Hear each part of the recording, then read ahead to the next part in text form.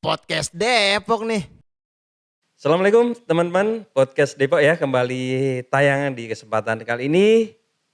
Depok sebentar lagi dan kebanyakan ya juga ada pilkada barengan ya. Jadi pilkada serentak, insya Allah Depok juga akan melakukan itu sebentar lagi 5 bulan lagi. Untuk menyemarakkan ya Depok pilkada seperti apa, di studio sudah hadir Bang Rusdi Nurdiansah. Ya. Sehat Bang ya? Sehat. Mas Yon sehat. Beliau tidak asing lagi ya di dunia kewartawanan. Bang Rusdi ini 30 tahun Ya. berkecimpung di dunia kewartawanan di Republika Bang ya? Ya, siap. 30 tahun. Di Depok diamanai beliau sebagai Ketua Persatuan Wartawan Indonesia Kota Depok. Sekarang periode pertama sudah berlalu dipilih lagi ya, sampai 2027 Bang ya. Periode kedua. Nah, PWI sendiri kegiatannya apa nih Bang yang terbaru? Programnya yang rencananya akan dikerjain apa Bang? Oke, terima kasih Mas Yon. Jadi tentu banyak sekali program kerja PWI Kota Depok, dan yang ke depan yang paling penting adalah bersama stakeholder yang lain dari eksekutif, legislatif, dan yudikatif untuk mensukseskan pilkada tentunya. Pilkada ya. Pilkada Kota Depok yang akan berlangsung pada 27 November 2024. Dan kita PWI juga sudah mendapat perintah dari PWI Pusat, dan PWI Pusat mendapat surat himbauan dari Kemendagri untuk mensukseskan pilkada Kota Depok 2024. Nah, tentu dengan bekerja sama dengan KPU Kota Depok, Bawaslu, Kapolres, dan ini Polres, polisi, untuk pengamanan, dan juga TNI dan BIM. Nah, ini bersepakat kita untuk sama-sama duduk bersama untuk mensukseskan pilkada. Dan kita sudah melakukan pertemuan dengan Kesbangpol Kota Depok, Kepala Badan Kesatuan Kebangsaan Kota Depok, Bu Linda, dan sudah sedikit ada titik temu untuk segera membuat pembinaan atau pembekalan tentang apa yang boleh dan apa yang tidak boleh media lakukan saat pilkada nanti. Gitu. Nah, kira-kira apa Mas ini yang kira-kira yang bisa dijelaskan yang untuk memberikan, ya mungkin bersaing tetap ya mereka namanya kampanye segala macam pasti itu nggak terhindarkan. Bahkan kampanye hitam juga gitu. Betul. Nah, antisipasi dari PWI sendiri gimana Mas? Kita tentunya sebenarnya itu semua sudah ada dalam kode etik pers, baik ada di Dewan Pers maupun kode etik di PWI, bahwa wartawan itu atau media itu harus independen ya Mas, tidak berpihak ke calon-calon yang tampil, tapi tentu dikembalikan ke media masing-masing, ke wartawan masing-masing porsi independennya, gitu. Independensi itu diperlukan. Nah, makanya nanti kegiatan kita saat pilkada nanti untuk mensukseskan pilkada, kita berharap tentunya media dan teman-teman wartawan tidak terbawa emosi, dukung-mendukung. Dia harus independen. Independen itu dia netral, tapi dia juga punya porsi untuk mendukung edukasi. Mempunyai porsi edukasi untuk masyarakat, mana yang boleh kita kampanyekan, mana yang tidak boleh, mana aturan-aturan yang harus dijalankan, mana yang harus dihindari. Misalnya memberitakan hal-hal yang belum pasti, belum terkonfirmasi, yang mengakibatkan kerugian atau mengakibatkan masalah di masyarakat, ya harus dihindari. Tentunya terkait dengan SARA, terkait dengan kampanye hitam, terkait dengan hal-hal yang berbau hoax, itu harus dihindari, wajib dihindari oleh wartawan-wartawan yang ada di PWI. Makanya nanti kita akan lakukan adalah pembekalan terhadap teman-teman wartawan, menulis untuk tidak memprovokatif. Nah, sehingga pilkada berjalan nyaman, gembira. Ini pesta demokrasi, bagian kita menciptakan pesta demokrasi itu kita bersama-sama gembira, bukan saling musuh bermusuhan dan bahkan mencelakai, bahkan sampai rusuh gitu. Dan serang pribadi segala macam ya. Serangan pribadi-pribadi. Ah. Itu nikmati demokrasi sebagai sebuah ilmu yang kita dapat dan kita terapkan di kehidupan dengan filosofinya pesta. Pesta itu adalah bergembira bersama. Kalau sekarang kan walaupun belum masa kampanye ya, tapi kan sudah ada yang kayak Bang Sufyan sudah mulai sonok mari gitu. Bang IBH, kalau IBH belum ya, belum mundur ya. Gini, kalau terkait boleh tidak bolehnya pejabat itu memang kalau Sekda Kota Depok ini Pak Sopyan Suri berdasarkan aturan dia harus mundur 4 bulan sebelum pelaksanaan kampanye. Karena dia adalah ASN. ASN ya. Nah, beda dengan Wakil Wali Kota Imam Budi Hartono. Pak Karena Imam ini dia adalah politik ya. Politisi ya. dia pejabat politik. Dia tidak harus mundur sebelum gitu ya. pendaftaran. Pas pendaftaran nanti baru mundur. Nah, itu membedakan kan gitu. Nah, apakah gerakan-gerakan Pak Sopyan Suri ini melanggar aturan? Ya tidak. Karena perlu juga demokrasi itu untuk punya hak dia untuk bersosialisasi, mengkampanyekan diri dia bahwa dia akan maju supaya masyarakat juga kenal calon yang dipilih kan gitu.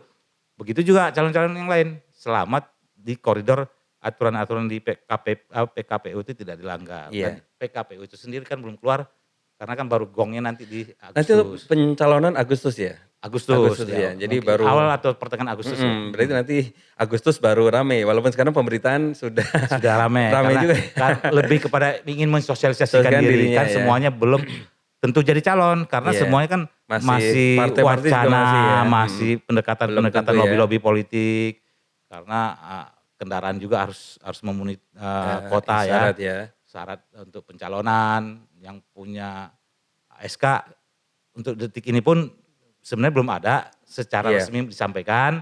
Mungkin yang paling mendekati ya Bang Imam tentunya kan dia karena dia sebagai ketua partai PKS yang merupakan partai pemenang pemilu. Kalau Pak Sopyan Suri mungkin dia harus lobby beberapa partai untuk bisa syarat untuk mencalonkan. Kalau performa dari media di Depok sendiri Bang, baik media cetak maupun media online, performanya seperti apa dan untuk pilkada sendiri seperti apa? Media di Depok ini untuk cetak mungkin tinggal Radar Depok ya. Ada Depok ya? Ada Jurnal Depok mungkin masih itulah. Jadi ada 2 media cetak. Lebih kepada ke depan memang di era digital sekarang, di era internet sekarang, media internet, media online ya, didominasi online ya, media online. Sekarang ya. Bahkan nanti kampanye-kampanye itu pasti memanfaatkan media online dengan kecepatan-kecepatannya. Tentunya dengan jaringan-jaringan medsos yang dimiliki oleh media online tersebut. Selain juga mereka menggunakan saluran-saluran media online masing-masing, pribadi, IG pribadi, macam-macam. Banyak platform atau banyak saluran di era sekarang yang bisa disampaikan untuk bersosialisasi, berkampanye. Beda dengan dulu, kan hanya main di brosur, hanya main di billboard, hanya pamflet. Kalau sekarang ya di semua lini, sehingga itu perlu dijaga dijaga keasliannya, dijaga untuk tidak menimbulkan hoax dan macam-macam, jaga kesatuan persatuannya sehingga tidak menimbulkan konflik gitu kan. Berarti nanti dominan di perang udara ini kita nih ya. Pasti perang udara karena media cetak mungkin udah 5 atau 20 tahun udah ditinggalkan kan. Dan mungkin orang udah jarang juga baca media cetak, koran.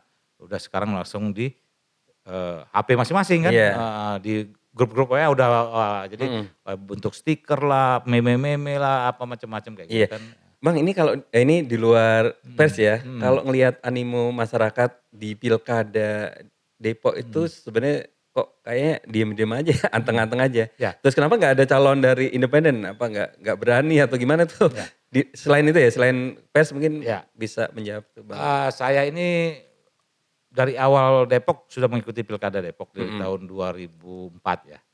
Dari awal ya berarti ya? 2004 saya tugas di Depok, sepulang tugas lama di Aceh, tugas di Depok, langsung mendapat tugas meliput pilkada Depok. Pilkada Depok itu adalah pilkada pertama dari seluruh Indonesia.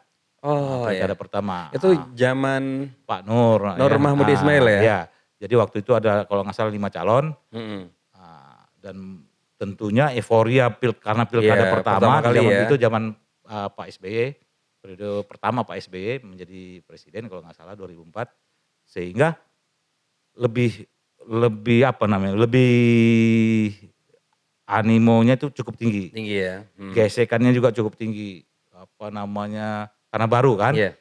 perselisihan konflik-konfliknya cukup tinggi sehingga pilkada itu tidak berjalan Iya. mulus.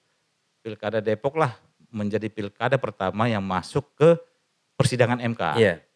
kan gitu. Sebelum MK, persidangan MA, saya ralat ke persidangan MA karena dulu konflik pilkada itu ada di bawah pengadilan tinggi. Iya. Pengadilan tinggi, kalau diputuskan pengadilan tinggi selesai sebenarnya. Nah, tapi dalam sejarah pertama kali juga masuk ke MK karena ketika itu calon lawan Nur Mahmudi, Pak Badrul Kamal menuntut apa namanya, kekalahan dia di pemilihan demokrasi di pengadilan tinggi. Dimenangkan. Nur Mahmudi tuntut balik. Nah, kan gitu. Seru juga ya dulu ya. Karena pemenangan itu tidak apa namanya, tidak demokratis karena ditentukan oleh pengadilan, dia merasa dizolimi, dia tuntut balik, maka kembali dia yang menang dan dia Badrul Kamal masukin ke MK, maka ketika itu MK memutuskan tidak memenuhi unsur dan dikembalikan ke proses demokrasi dan Nur Mahmudi yang menang. Oh iya.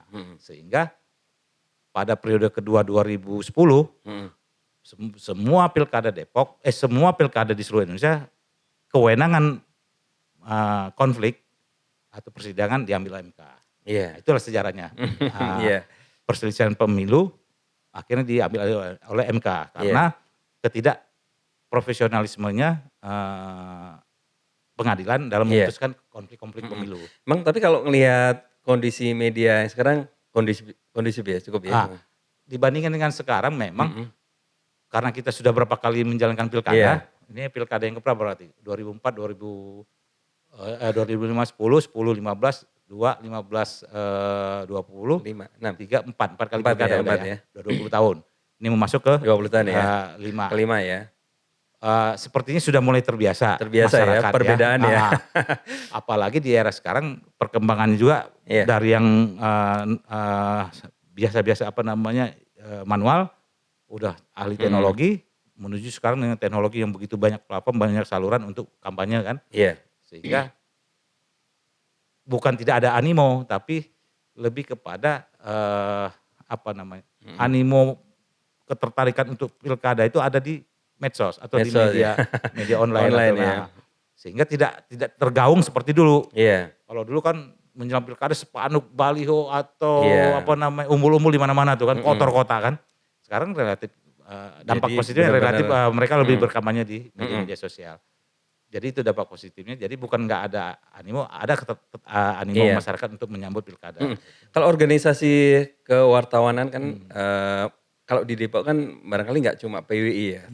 Hubungan antara PWI dengan yang lain itu seperti apa Bang? Jadi Dewan Pers sudah memutuskan bahwa organisasi resmi pers itu ketika era tahun 99 apa namanya reformasi, keterbukaan informasi, keterbukaan komunikasi, pers bebas, maka semua orang membuat apa namanya organisasi pers. PWI itu adalah organisasi pers pertama yang didirikan tahun 46, 9 Februari 46, menjadi satu-satunya organisasi di zaman Pak Harto, di zaman Soekarno juga. Jadi setelah era reformasi muncul organisasi pers yang lain, salah satunya AJI, IJTI, Pewarta Foto, banyak KWRI dan macam-macam. Mungkin bisa ratusan ya. Ketika dari tahun 99 sampai 2010 mungkin kalau tidak kontrol bukan kontrol pemerintah terhadap pers, tapi tidak terkontrol terkait dengan apa namanya perusahaannya atau aktivitasnya, ini cukup membahayakan. Karena tetap segala sesuatu itu ada aturan-aturan atau rule atau regulasi yang harus dimainkan. Makanya ditetapkanlah oleh Dewan Pers 4 organisasi resmi, yaitu PWI, AJI, IJTI, dan Pewarta Foto Indonesia. Di Indonesia 4 itu ya sekarang? 4. Nah, di luar perusahaan pers ada lagi, ada AMSI, ada SMSI dan lain-lain. Jadi untuk profesi wartawan ya 4 organisasi resmi tadi. Mas kalau tadi nyambung ke tadi ya, kan didominasi oleh media online. Nah di Depok itu kalau dari segi kuantitas jumlah itu sekitar Nah, berapa tuh Bang? kalau di catatan di PWI Pusat atau di Dewan Pers, total media online seluruh Indonesia kalau nggak salah hampir sekarang tuh 79.000 ya. 79 luar biasa Seluruh ya, seluruh Indonesia ya. 79.000 ya? 79.000 kalau nggak salah ya. Tapi nggak tahu perkembangan terakhir Iya. berapa waktu. Jadi kalau di Depok sendiri cukup banyak. Mhm, Jadi bagaimana mengontrolnya? Yaitu tadi syaratnya apakah dia produk pers atau bukan. mhm. Kalau dia produk pers tentunya dia harus terdaftar di Dewan Pers Iya, kalau di Dewan medianya. Pers sendiri berapa jumlahnya kira-kira? Saya kalau di Depok nggak hafal, Mhm. karena kan sekarang, nggak ada batasan media online itu ada media Depok atau dia bukan Depok. Karena Oh, iya karena, iya. siapa pun bisa Mhm. mengakses. Nah, beda dulu kan Oh berarti ada kalau PWI batasan-batasan. bukan organisasi persnya ya, jadi dia lebih ke personnya ya untuk Ya, anggotanya gitu kan? organisasi wartawannya, profesi wartawannya. Iya, jadi dia Heeh. memang wartawan ya, persatuan wartawan, jadi bukan Iya. industri Bukan persnya tapi industri dia persnya, nanti ada organisasi industri persnya ada sendiri, ada iya AMSI, ada iya, SMSI gitu jadi kan. lebih ke Mhm. anggotanya ya, Anggota anggotanya berapa wartawannya, gitu ya, iya, bukan media bukan online-nya bukan ya? media online-nya. Iya, Betul, jadi tapi ratusan ada ya Bang? ada, saya pikir Lebih ya? ada Jadi dan ratusan ini nanti akan kalau seluruh berperan Indonesia sih di tadi kalau Depok sih ya mungkin sekitar ratusan lah ada. di Baik pilkada nanti akan yang di situ ya? terdaftar maupun tidak.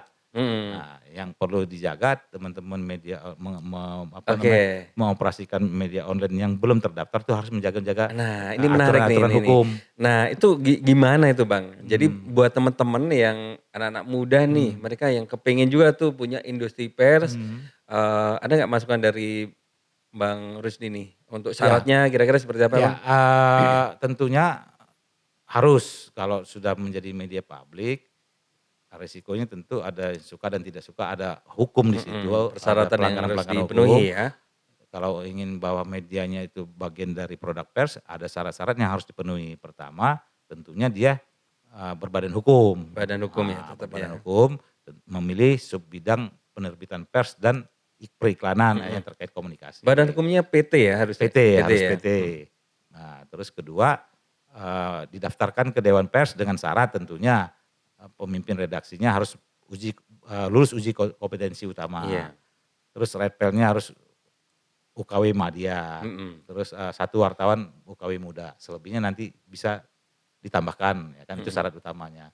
Terus memiliki kantor beralamat jelas. mmm, Nah, terus tentu yang lain, kembang-kembang yang lain bisa, berjalan dengan sendirinya nanti, iya, misalnya soal gaji, soal apa mhm, gitu kan, itu terkait dengan, Kementerian apa namanya, Tenaga Kerja dan macam-macam. Tapi syarat utama tadi, dia harus berbadan hukum, punya struktur organisasi redaksi mhm, yang terdiri dari Pemret, Redpel, dan wartawan, 1 wartawan iya, lah. Yang tentunya harus sudah lulus uji kompetensi mhm, wartawan dan harus ikut organisasi profesi. harus ya, salah Ya, satu tadi ya? dari 4 yang tadi, Mhm, bisa AJI, bisa PWI, bisa IJTI, dan atau Pewarta warta foto Foto ya? Indonesia. Mhm, Yang memang organisasi resmi yang telah ditetapkan oleh Dewan Pers. iya.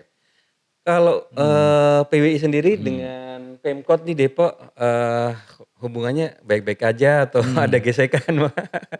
Sebenarnya seperti diatur dalam, Iya, PDPRT Peraturan Dasar dan Rumah Tangga PWI, dia harus bermitra dengan harus ya? semua stakeholder termasuk Mhm, Pemkot Depok. Ya, tentunya dia harus bergandeng tangan. iya, Tapi kan kadang-kadang kembali lagi karena independensi, mhm, fungsi kontrol kita sebagai kritik kekuasaan tetap ya? keempat, Mhm, kita pijakan tetap, segala macam ya? mengkritik, aturan-aturan atau kebijakan yang dijalankan oleh pemerintah Kota Depok. Iya. Kalau pejabatnya baper, tentunya dia tidak senang, kan Iya iya, gitu. mhm, Saya mungkin salah satu orang yang tidak disenangi oleh Pemkot Depok karena saya terlalu keras mengkritik, iya iya. terutama oleh, Pak Wali, ya kan gitu. Oh Pak iya, Wali baik yang Pak Nur Mahmudi maupun yang sekarang, kan gitu. Itu tadi karena belum siap berdemokrasi, mhm, padahal demokrasi itu harus tetap, apa namanya, keseimbangan iya antara antara, eksekutif, legislatif, yudikatif, dan pers. iya, karena fungsi kontrol di situ Fungsi ya? kontrol tadi, Mhm, sehingga demokrasi itu berjalan sehat. iya, Jadi pemimpin-pemimpin yang terpilih secara politis menduduki mhm, eksekutif, dia harus siap menerima mhm. kritik dari media, Tapi kan pernah gitu. enggak ada teror psikologis bahkan teror fisik gitu Bang? Sering sekali. Oh sering ya? Sering sekali. Iya. Bahkan sampai sekarang pun diprovokasi supaya saya terpancing emosi akhirnya melakukan sebuah tindakan yang kriminal gitu kan. Kekerasan.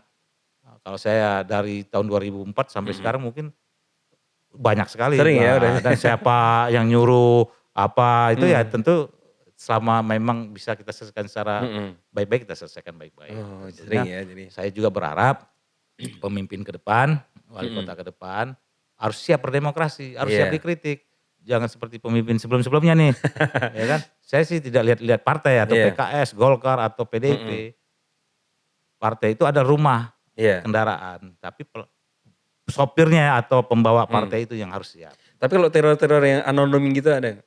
Ada Banyak juga ya? banyak. Saya diteror cukup banyak, digertak, diancam. Ya saya anggap itulah dalam kehidupan berdemokrasi. Ya mungkin demokrasi yang belum sehat kan gitu. Iya. Biarin aja selama mungkin tidak ada perbuatan pidana di situ. Iya, karena kalau pers itu kan Bahkan saya dilaporkan polisi, sering ya, kan, pernah ya? dilaporkan ke kantor minta dipecat, ya kan itu karena menganggap saya tidak Kantor bisa tempat diatur, bekerja ya? tempat bekerja, kayak gitu kan. Dia berpikir bahwa di dunia wartawan itu gampang dikontrol karena gua wali kota nih, ya kan. Tapi kan Gua itu punya perlu kekuasaan, gua bisa atur iya, pimpinan dia. edukasi juga kan. Setahu saya kan pers itu kan ada hak jawab segala macam. Betul. Nah, mungkin dari pemerintah sendiri atau bahkan dari masyarakat mungkin belum Jadi begitu gini, paham gimana Bang itu? produk pers itu sudah memenuhi unsur apa namanya kedewasaan dalam berdemokrasi. Iya. Sebuah produk pers itu tentu ada aturan-aturan yang dijalankan. Dia harus tentunya memenuhi unsur 5W 1H. Iya. Dan terkonfirmasi tentunya. Dan dia harus bertanggung jawab. Iya. Nah, wartawan yang punya independensi, wartawan yang punya pengetahuan itu harus menjunjung tinggi untuk fungsi pers sebagai mencerdaskan kehidupan bangsa.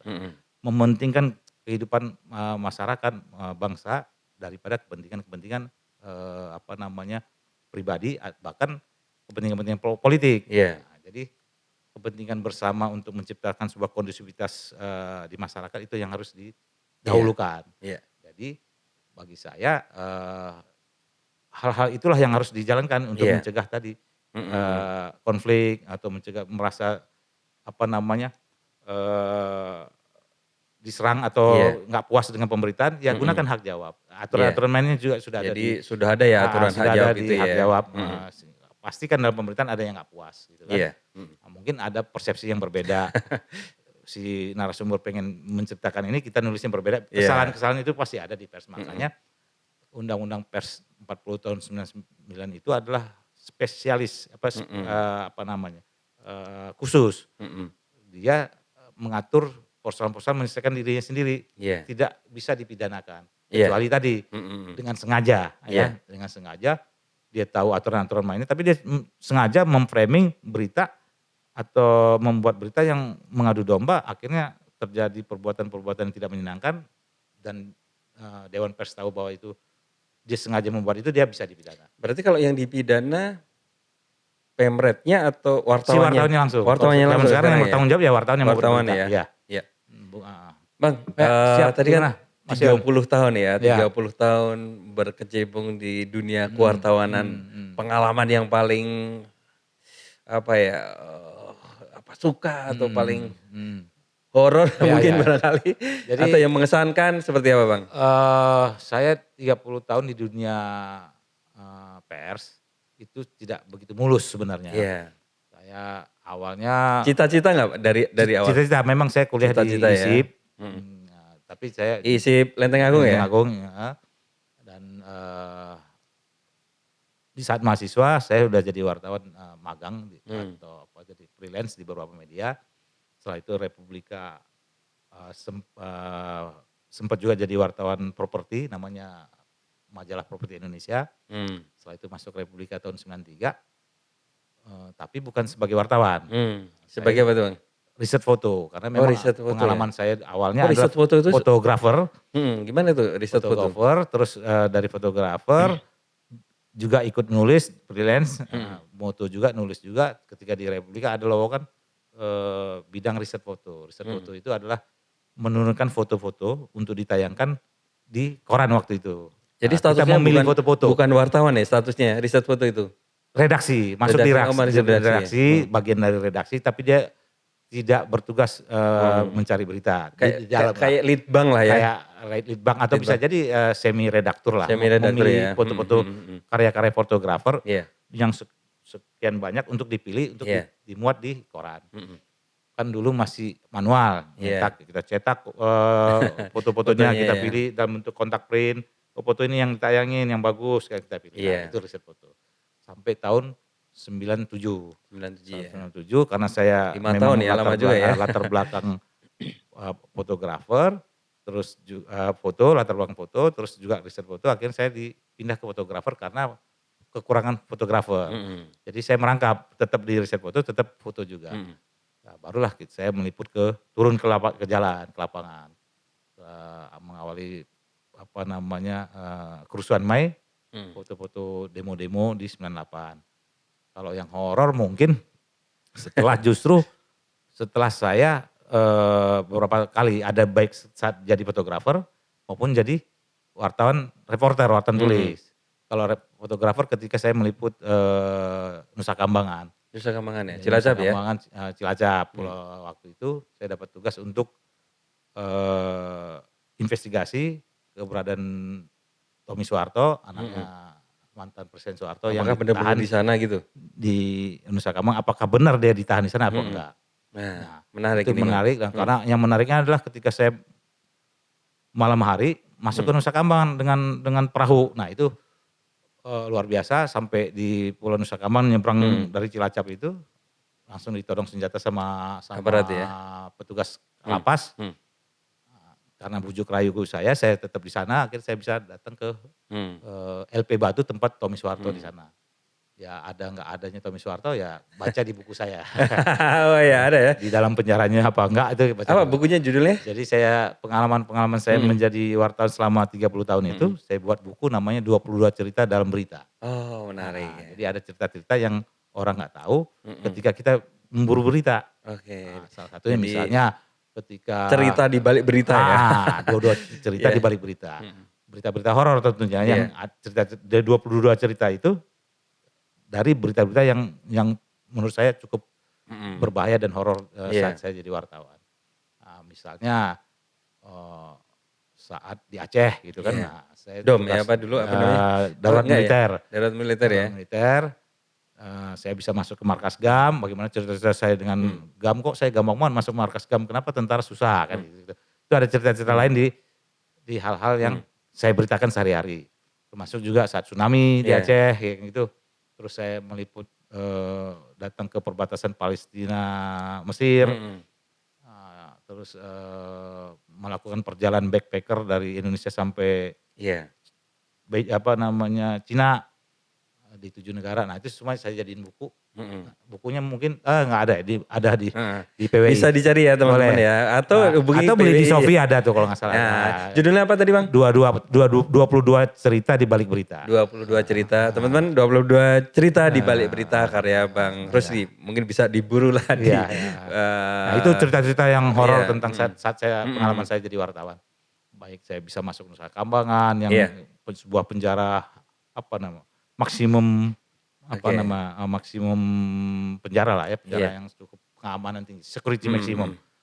Terus tentu ke saat Aceh, darurat militer di Aceh, yang ekstrim juga perjalanan ekstrim itu ke 7 negara Asia Tenggara sampai Cina, terus ke Mesir, perbatasan Palestina.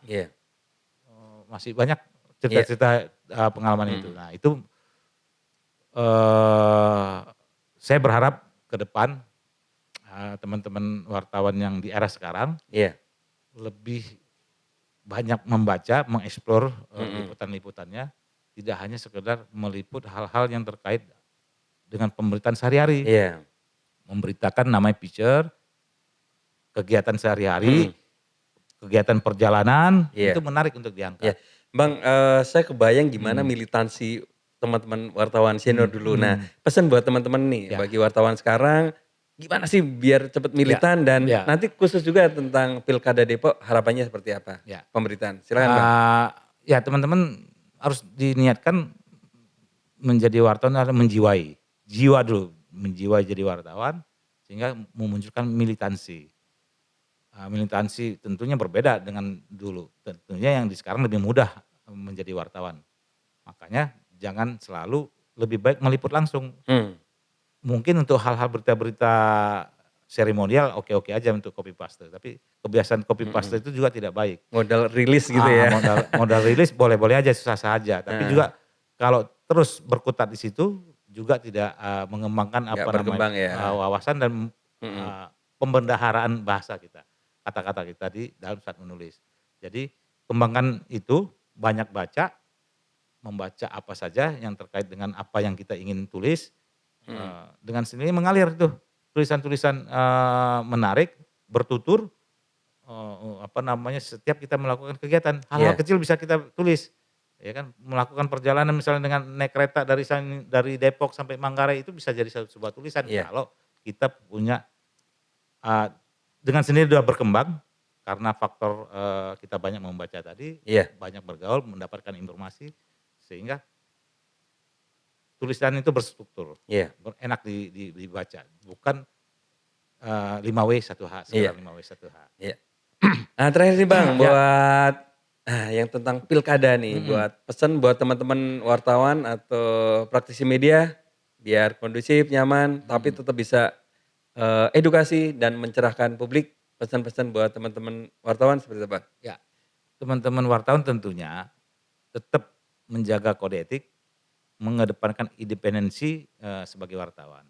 Keberpihakan ada di diri masing-masing, porsi kita berpihak ke A, ke B, ada di diri masing-masing, tapi yang terpenting adalah bagaimana kita harus mengawal, menjaga demokrasi ini menjadi sebuah pesta yang mengembirakan, bukan pesta yang akhirnya menimbulkan kerusuhan atau kericuhan. Jadi nikmatilah pilkada ini dengan gembira. Yang gembira ya gitu. Itu ya teman-teman pesan dari Bang Rusdi untuk kita tetap profesional dan tetap menjaga etika di pemberitaan di pilkada tentunya ya. Terima kasih Bang Rusdi yang sudah hadir di podcast Depok ya. Kita terima kasih sekali sudah bisa hadir dan bisa memberikan edukasi juga ke teman-teman seputar bagaimana pers, jurnalisme dan korelasinya dengan pilkada untuk memberikan kenyamanan dan konflik kegembiraan untuk menyambut pesta demokrasi pilkada di 2024 November nanti. Lagi terima kasih buat Bang Rusdi. Demikian ya teman-teman, sampai ketemu di podcast Depok selanjutnya. Suara Depok, podcast Depok. Terima kasih Bang. Sama-sama.